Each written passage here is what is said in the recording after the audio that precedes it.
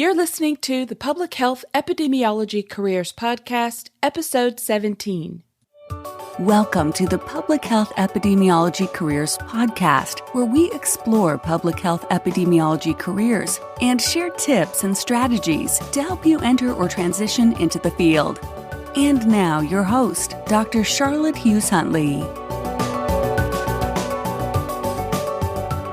Greetings, everyone, and thank you for joining me on this episode. Today, I'm going to discuss some essential strategies for building a strong professional network. But before we dive into that topic, I just want to remind everyone that the podcast is available on 4 different platforms. You can subscribe to iTunes, Stitcher Radio, TuneIn Radio, and also Google Play Music. Now, I want to just take a moment to break that down and explain what I mean when I say subscribe, because I realize that a lot of my listeners are just going to the email updates that you receive every week and clicking on that link to listen to the episodes, which is great. But as we progress along and there are more and more episodes, the whole point of having them available on these platforms is so that you can have them automatically delivered to your phone, your iPad, your tablet, your whatever device you're using, and they're just readily available to you at all times. So you don't have to fish back through the emails and try to look for which ones that were sent when, and maybe, I do make them available on the website. But again, you just want the subscribing makes it really easy and convenient to have it with you, especially on your phone. So when you are at the home page, so drchuntley.com, there is a link. There's a button there that says subscribe to iTunes and more. Something along those lines. If you click that link, it will open up a window where there are all 4 of those options available.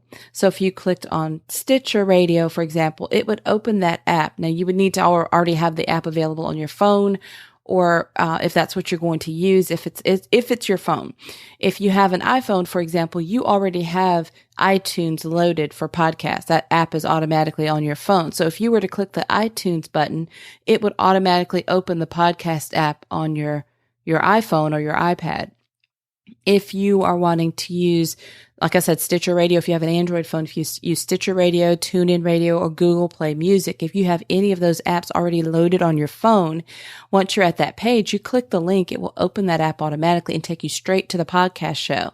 And once you're at that point, you just click the subscribe button, or it may say favorites or like, it's all the same thing. They may use a different word to describe what it means to subscribe to the show. But then that means that as soon as those new episodes are released every week, you'll automatically have it updated on that app on your device. It just makes it so much easier to listen while you're, on your commute or exercising, doing your chores or whatever. And it's just an easy way to have everything right there available. You may listen to an episode and I refer back to a previous episode and you want to go back and hear that again, or maybe you missed one, or whatever the reasons are. They're so convenient to have that app available on your phone and to be able to subscribe and be really instantly connected with the episodes as they're coming out.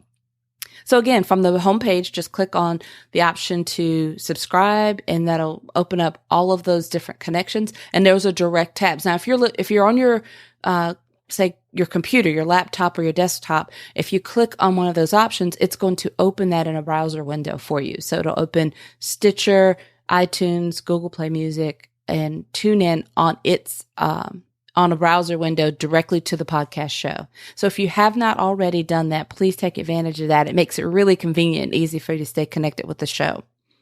All right, let's jump right into today's topic.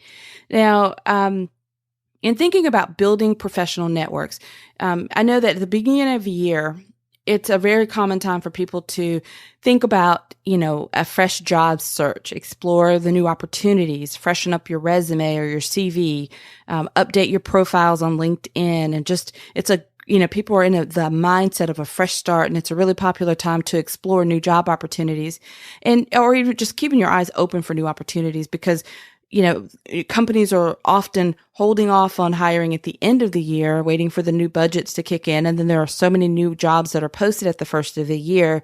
It's just a very popular time for people to start exploring. So with that in mind, I heard recently that somewhere between 70-80% of jobs are found through professional networking. Now, as an epidemiologist, I know I should probably cite this properly, but I don't remember exactly the source. I know that Bureau of Labor and Statistics was referenced in there. I know that LinkedIn has, I'm not sure where they're drawing their numbers from, if they're doing their own analysis, but regardless, that's a high percentage of jobs that are being obtained through professional networking. So it's just a good time to really think about this topic, share this topic as people are thinking about, new jobs and going into the new year. It's just a really good time to share some of the ideas and the strategies that I want to discuss today. So with that in mind, the one thing I just really want to emphasize, and I'm really going to keep it simple. There are 5 things I want to share with you, or 5 strategies. Again, this is not an all-inclusive list. These are just what I think of as a really good foundation. If you have these strategies locked in place, then you can really begin to build a very solid network. And that's really, really important. The first thing I would really like to highlight is that connections within your network should be mutually beneficial connections. Don't just look to connect with someone considering only what you can, how they can help you, but also think about what you have to offer them and how you may be able to help them as well. For example, when you're connecting with someone and you're thinking about the opportunity of being able to volunteer with them or their company, don't just go into it thinking only about what you can get from it, but think about how you may be able to help that organization or that person, and just how the experience can help you but also help them. It's mutually beneficial, and it's good to go in with that thought process because it builds a better relationship. That's a lot of what I say is good in general overview of relationship building, but speaking specifically of the professional network and being able to build and grow a professional network of people and professionals that you care about and that care about you, and it's a higher quality. If you start with those standards and that foundation, then the people that you connect with will have that stronger, that better quality connection. So the next thing I would like to highlight, number 2, is that, remember that the relationship building is a process. It takes time.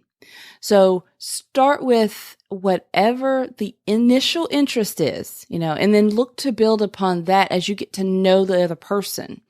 So sometimes your, initial contact is limited and only allows for a small amount of information exchange. For example, like at a conference or in social events, you don't really have a lot of information to exchange, but start with that little something, whatever that is that initially, caught your interest, and use that as the initial connection. And then, look to build from that. Don't try to do everything all at one time. If, oh my gosh, you work at ABC company, I really want a job there, and then just be all over them. That's, that would have you pushed back a little bit, but just kind of look at it as, think about a regular, your friendships and your other relationships and other parts of your life. You approach your professional networking and you're remembering that it is relationship building. All right. So number 3, I would say when you are motivated, your motives. Okay. So when your motives are sincere, then networking is more natural. So when it's all about you getting what you want from by connecting with that person, then your intent comes across as mechanical or pushy or rehearsed. And sometimes people can do that without intending to do that. They get so hyper focused on what they want, and they're so driven that if you forget that this is a relationship and you're so motivated by that, it really comes across in a negative way, and it can have the other person taken back a little bit or not in the best positioning, versus being motivated by sincerely wanting to learn more, wanting to gather information, share your ideas and thoughts and plans with others. Remember, it's mutual and reciprocal. Learn and share. It's a give and take. So now there are times when it is perfectly acceptable to be, more intentional about connecting with other people, like networking events. For example, there's always a networking aspect of conferences, and more senior level professionals, expect students and beginners to reach out and to ask questions and to connect with them. It's natural, it's expected, and it's encouraged. And when, what I'm saying is that you should still be motivated by the genuine intentions and real sincere interest in learning more and gathering information. I saw a lot of this when I was attending conferences recently, and it just really stood out. There are exactly those opportunities where the more senior level or more established professionals are very excited, and they even encourage, they'll tell students, this is the time to ask your questions. This is the time to connect. They want you to have all of your business cards, or they come in prepared to share business cards, because that's the atmosphere that it is, their positions, that it is totally acceptable. They want you to pick their brains. They want you to ask those questions in those settings. And you'll know the difference when, you're in a bigger meeting where everybody's trying to pay attention. You can't really get into deep conversations, but you can have enough of a connection. There's something that's said about them that makes you want to connect with them. Make a note about that so that when you go back home and you go back into your regular situation and you reach out to follow up with that person, you build off of that initial contact, that initial bit of information that you shared and exchanged at one of those events, and build from that. So number 4 is simply that, it's in terms of starting networking, it's a really good idea to start with your close connections. All right. And then expand from there. So start with your family and your friends. It doesn't mean, you got to pull everybody, you're just arbitrarily pulling them all in. But as you think about building your network, your professional network, start with your family and your friends, because look to see what kind of connections you have. They don't have to be exactly in the same thing that you're interested in, the same area. It could be complementary. It could be supplementary. Just start within your network and connect with your family and your friends. And then think about connect with your classmates. You guys already have a common interest if you're classmates, your coworkers, supervisors and previous supervisors and managers, professors, instructors that you've, and so on, and continue to expand out. But, don't necessarily look to do all of that in one day at one time. If you're just getting started on networking, just start and progress. But that's a good way of starting with the people that are closest to you, because sometimes we overlook those good connections, and then expand out. And then number 5 is start networking by using social media. Of course, there are many, many options, and I don't want to go specifically into the differences and the different types. Of course, LinkedIn is the most popular social media. It's a professional networking social media site. So you really need to be on LinkedIn. You need to be active, but this is not about I don't want to take time and go kind of down that trail into too much detail about what you should and shouldn't do on LinkedIn. I guess that would be another topic for another day. But it's important to know that using social media properly, I would definitely mention to you that because of the nature of networking and social media and the way that everything is interconnected, all of our different platforms, it is important to be consistent. It doesn't mean that you have to be, in a suit and tie or a business dress or whatever on every single, all of your social media platforms. That's not what I mean. But it's important to make sure that you're giving the example that you want to give out to the people in your network. Think of the professional setting, and then even in your Facebook, Twitter, Instagram, whatever social media platforms you use, it's important to make sure that you're watching and you're monitoring, you're making sure that nothing that is inappropriate or unprofessional that is associated with you in any of those other sites. You want to make sure that you keep that maintained. Well maintained, and it's just really important.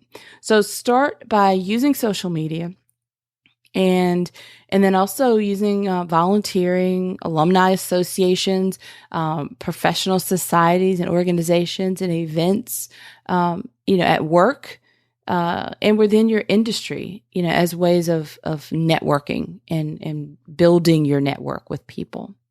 I think, like I said, these are 5 tips I wanted to point out, or strategies, and they seem simple and second nature and all that, but it's really important. And I guess it's shocking sometimes how it can easily be overlooked.